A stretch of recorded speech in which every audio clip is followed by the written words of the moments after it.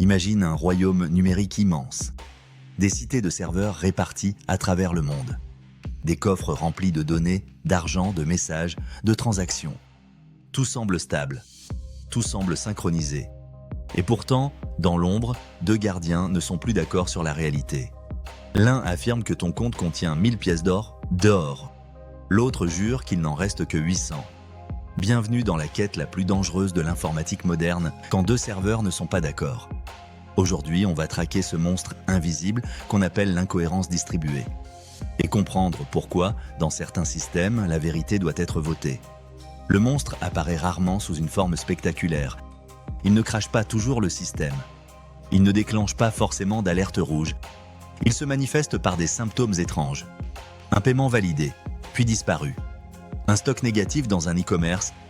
2 emails identiques envoyés à la même personne. Un utilisateur qui voit une donnée différente de son voisin. Ce n'est pas un bug de calcul, ce n'est pas forcément une faute de code, c'est un désaccord entre machines. Dans les architectures modernes, une application ne tourne pas sur un seul serveur. Elle s'appuie sur plusieurs nœuds, parfois des dizaines, parfois des milliers. Chaque nœud possède une copie des données. On appelle ça la réplication. Et la réplication est censée protéger le royaume. Si un serveur tombe, un autre prend le relais. Si un data center brûle, un autre continue à servir les utilisateurs. Mais cette protection crée une nouvelle menace. Car désormais, il existe plusieurs copies de la vérité. Et ces copies doivent rester alignées. Le monstre porte un nom, la perte de cohérence. Dans un système simple, il n'y a qu'une seule base de données. Une seule source d'autorité, une seule vérité. Dans un système distribué, il y a plusieurs répliques.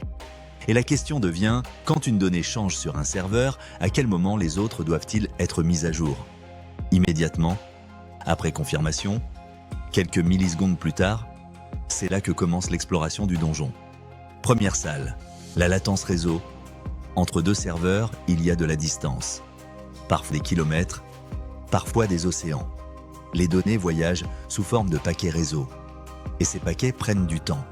Ce temps est faible à l'échelle humaine. Mais à l'échelle machine, quelques millisecondes suffisent à créer un décalage. Si un utilisateur modifie une donnée sur le serveur A et qu'un autre utilisateur interroge le serveur B avant la synchronisation, ils verront deux réalités différentes. Tu viens d'entrer dans la zone de l'incohérence temporaire. Deuxième salle, la partition réseau. C'est l'un des ennemis les plus redoutés. Une partition réseau signifie que deux groupes de serveurs ne peuvent plus communiquer entre eux. Ce n'est pas forcément une panne totale. Les serveurs fonctionnent toujours, mais ils sont isolés. Imagine deux forteresses qui ne peuvent plus s'envoyer de messagers. Chacune continue de prendre des décisions. Chacune continue d'enregistrer des transactions. Mais aucune ne sait ce que fait l'autre. C'est ici que naît le split brain. Deux cerveaux, deux autorités, deux vérités concurrentes. Prenons un exemple concret. Ton compte bancaire affiche 1000 €. Tu effectues un paiement de 200. Le serveur A enregistre l'opération. Mais au même moment, une partition réseau empêche la synchronisation avec le serveur B.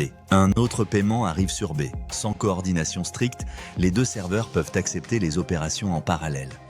Quand la connexion revient, les historiques ne correspondent plus. Le système doit décider quelle version conserver. Et ce choix peut avoir des conséquences financières réelles. Troisième salle, le théorème CAP. C'est une loi fondamentale du royaume distribué. CAP signifie Consistency, cohérence. Availability, disponibilité. Partition, tolérance, tolérance aux partitions réseau. Et la règle est implacable. En cas de partition réseau, tu dois choisir entre cohérence et disponibilité. Tu ne peux pas garantir les deux. Si tu privilégies la cohérence, le système peut refuser des requêtes tant que l'incertitude persiste.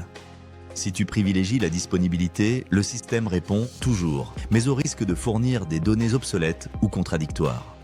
Chaque architecture choisit son camp, et ce choix détermine la nature des bugs que tu rencontreras. Dans certains systèmes bancaires, la cohérence est sacrée.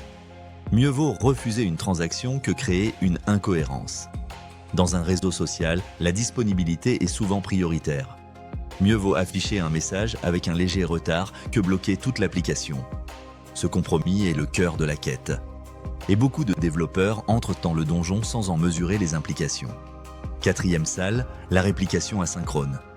Dans ce modèle, un serveur principal accepte les écritures, les répliques se mettent à jour plus tard. C'est rapide, c'est efficace, mais c'est risqué. Si le serveur principal tombe avant que les répliques aient reçu la dernière mise à jour, la donnée peut être perdue. L'utilisateur a vu une confirmation, mais la transaction disparaît. Ce bug est discret. Il ne déclenche pas toujours d'alerte. Il laisse simplement une trace d'incompréhension. À ce stade de la quête, tu comprends que le monstre n'est pas un simple bug. C'est une conséquence des lois physiques du réseau. La latence, la perte de paquets, les partitions. On ne peut pas les éliminer. On peut seulement s'y préparer. Arrivons maintenant devant le boss final. La cause racine du désaccord entre serveurs n'est pas une ligne de code mal écrite. C'est l'absence de mécanisme de consensus robuste. Sans consensus, chaque serveur agit comme une entité autonome. Avec consensus, les serveurs doivent s'accorder avant de valider une décision. C'est ici qu'entrent en scène des algorithmes comme Paxos ou Raft. Ce sont des stores puissants du royaume distribué. Leur principe est simple à comprendre. Pour valider une écriture, une majorité de nœuds doit l'accepter. On appelle cela le quorum. Si tu as 5 serveurs, il faut au moins 3 confirmations pour que l'écriture soit considérée comme officielle. Ainsi, même si une partition réseau survient, un seul groupe peut continuer à écrire, celui qui possède la majorité. L'autre groupe devient passif. Le split brain est évité. Mais ce sort a un coût. Chaque écriture doit attendre plusieurs réponses. Cela ajoute de la latence. Plus ton système essaie distribué géographiquement, plus le temps de consensus augmente. C'est le prix à payer pour la cohérence. Il existe aussi d'autres compétences à débloquer. La cohérence forte, qui garantit que chaque lecture voit la dernière écriture validée. La cohérence éventuelle, qui accepte un délai avant que toutes les copies soient alignées. La cohérence causale, qui préserve l'ordre logique des événements. Chaque modèle est une arme différente. Et choisir la mauvaise arme pour la mauvaise bataille peut transformer un simple désaccord en catastrophe. Certaines entreprises ont investi massivement pour réduire l'incertitude. Google a développé des systèmes d'horloge avancés pour limiter les ambiguïtés temporelles. Parce que dans un système distribué mondial, le temps devient un paramètre critique. 2 événements peuvent sembler simultanés. Mais l'ordre exact peut être interprété différemment selon la machine. Et si l'ordre change, le résultat peut changer. La morale de cette quête est claire. Quand 2 serveurs ne sont pas d'accord, ce n'est pas une anomalie exceptionnelle. C'est un scénario que l'architecture doit anticiper. Ignorer ce risque, c'est laisser le monstre grandir dans l'ombre. Le vaincre demande une compréhension claire des compromis du théorème CAP.